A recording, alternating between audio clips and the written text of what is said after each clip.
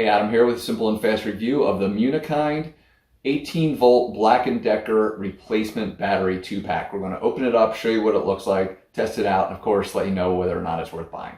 All right, as we get the box open, again, it's a simple 2-pack.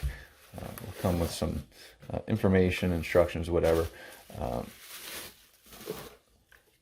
Simple 2-pack.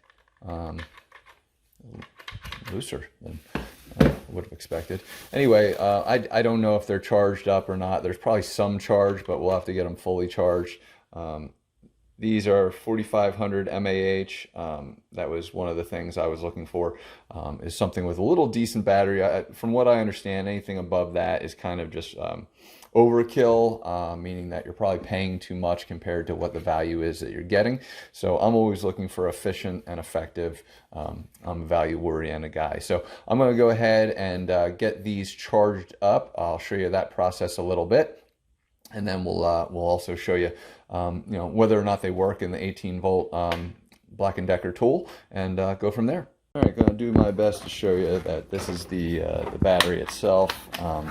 Again, I got an 18-volt weed whacker here, same batteries, and just showing that they go on, click in. Oh, they do click in. Sorry, they should. Doing this one-handed is not exactly easy.